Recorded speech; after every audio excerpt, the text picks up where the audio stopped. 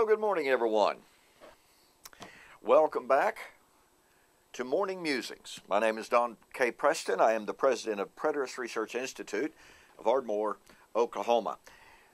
Just a little bit of a heads up, I will not be with you the rest of this week. Guess why?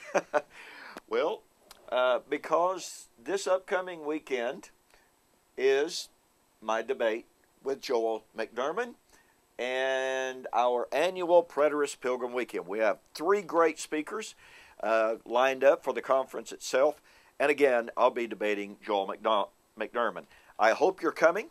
But again, don't forget, if you cannot come, you can sign up to watch the debate live stream video. Go to BibleProphecy.com and just register, just sign up to watch the debate live online. Several of you have already done that. I wish you could be here because it's going to be a time of tremendous fellowship and tremendous study. Well, I've been asked to make some comments on the Great Commission. Jesus said this gospel of the kingdom will be preached into all of the world as a witness to the nations. Then comes the end. Of course, our dispensational friends tell us we're closer than ever than preaching the gospel into all the world. Therefore, the coming of the Lord must be at hand. And the amillennialists very seldom see the significance of the fulfillment of the Great Commission to eschatology. Postmillennialists have 2 great commissions, by and large. Well, that's food for thought on another time. In this book that I wrote, Into All the World, Then Comes the End, I point out that in Matthew chapter 24, or that is to say, the Olivet Discourse, there is an alliterative pattern.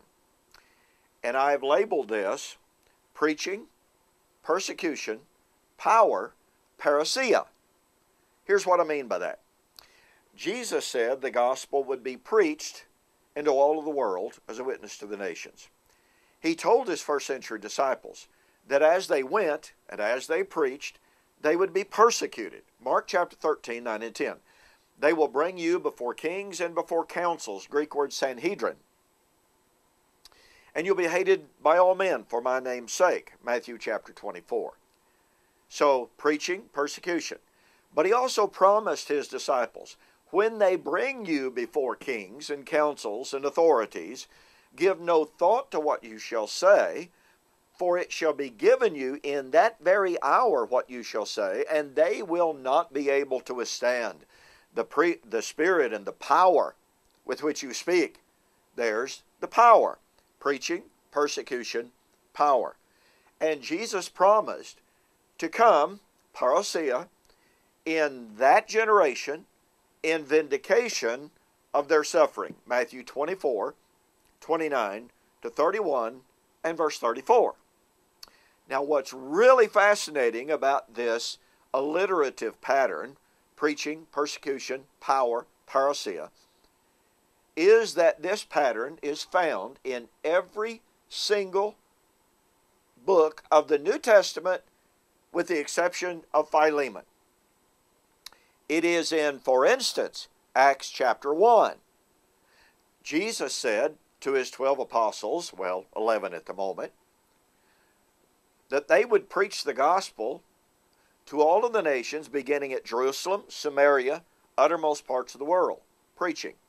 He told them to go into Jerusalem. There they would be endued with power from on high.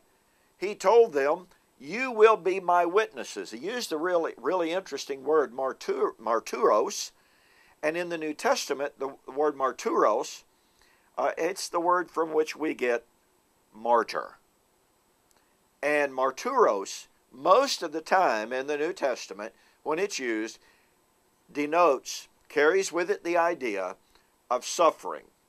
Not just someone who's witnessed something in the way that we use the word witness, but someone who's suffering and testifying for their testimony. And then, of course, in Acts 1, 9 to 11, we have the promise of his parousia. You see?